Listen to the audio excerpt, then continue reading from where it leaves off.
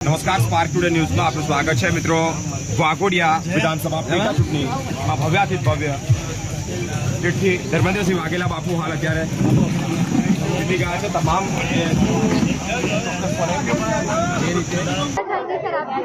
વાઘોડિયા વિધાનસભા બેઠક પર ધર્મેન્દ્રસિંહ વાઘેલા બાપુની 83,000થી જે જીત થઈ છે અને એ જીતનો ઉત્સાહ, ઉમંગ અને આનંદ જોવા મળી રહ્યો છે। અનેક કાર્યકર્તાઓની વચ્ચે જ્યારે બાપુનો પ્રેમ વાઘોડિયા વિધાનસભા પ્રત્યે અણનમ રહ્યો છે અને એ જ પ્રેમનું ઋણ સ્વીકારવા માટે અહીંયા કાર્યકર્તાઓ ઉપસ્થિત છે। સાથે વડોદરા શહેરના પ્રથમ નાગરિક મેયર પિંકીબેન સોની પણ જોડાયા છે। બેન, હાલ અત્યારે વડોદરા લોકસભા બેઠકની સાથે સાથે વાઘોડિયા વિધાનસભાની પેટા ચૂંટણીમાં ધર્મેન્દ્રસિંહ વાઘેલા બાપુની જીત થઈ છે। ભવ્યાથી ભવ્ય અત્યારે ઉજવણી જેવો માહોલ છે, શું કહેવા? ચોક્કસ ઉજવણી જેવો માહોલ છે। વડોદરા શહેરના નાગરિકો જેમણે દેશને સર્વપ્રથમ વખત આદરણીય વડાપ્રધાન શ્રી નરેન્દ્રભાઈ મોદીજીને વડાપ્રધાન તરીકે અહીંથી પોતાના મતરૂપી આશીર્વાદથી સમૃદ્ધ કરી અને ત્યાં મોકલ્યા હતા, ત્યારે આજે વાઘોડિયાનું પણ બાય ઇલેક્શન હતું, ત્યારે વાઘોડિયાના ઉમેદવાર અને હવે ધારાસભ્ય બની ચૂકેલા ધર્મેન્દ્રસિંહ બાપુને જેમણે ખરા અર્થમાં જનસમર્થન પ્રાપ્ત કર્યું છે અને બીજેપીના ઉમેદવાર તરીકે ઝળહળતો વિજય પ્રાપ્ત કર્યો છે, ત્યારે હું બાપુને ખૂબ ખૂબ શુભેચ્છાઓ પાઠવું છું।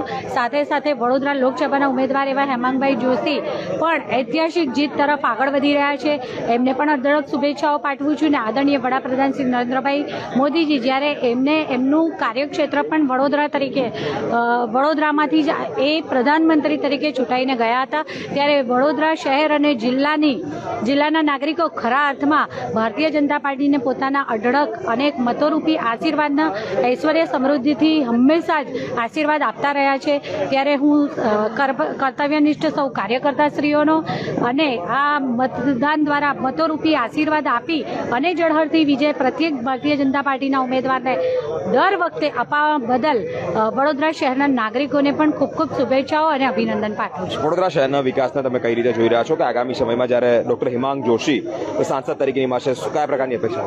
ચોક્કસ વડોદરા શહેરના વિકાસની વાત કરીએ તો અત્યારે પણ ભારતીય જનતા પાર્ટીનું જો કોર્પોરેશનની વાત કરીએ તો કોર્પોરેશનમાં પણ બોર્ડ છે અને હવે સાથે સાત વિધાનસભામાં આપણા ભારતીય જનતા પાર્ટીના ધારાસભ્યશ્રીઓ રાજ્ય લેવલ ઉપર વડોદરા શહેરનું પ્રતિનિધિત્વ કરે છે અને સાથે સાથે લોકસભામાં ઐતિહાસિક વિજય સાથે આપણા ઉમેદવારને હવે સાંસદ એવા હેમાંગભાઈ જોશીને પણ મતરૂપી આશીર્વાદ એટલે જ મળ્યા છે કારણ કે વડોદરાના વિકાસમાં અથવા વડોદરાના નાગરિકોને લગતી કોઈપણ સમસ્યા હોય અથવા તો શહેરના વિકાસની દિશામાં કોઈ પણ કામગીરી હોય ત્યારે ભારતીય જનતા પાર્ટીનો પ્રત્યેક કાર્યકર્તા પૂરેપૂરી પ્રતિબદ્ધતાથી આ દિશામાં કામ કરતો હોય છે અને એ જ આ મતોરૂપી આશીર્વાદ આપી અને વડોદરા શહેર જિલ્લાના નાગરિકોએ એક ખરા અર્થમાં આ સૌની પ્રતિબદ્ધતાને સાર્થક કરી છે।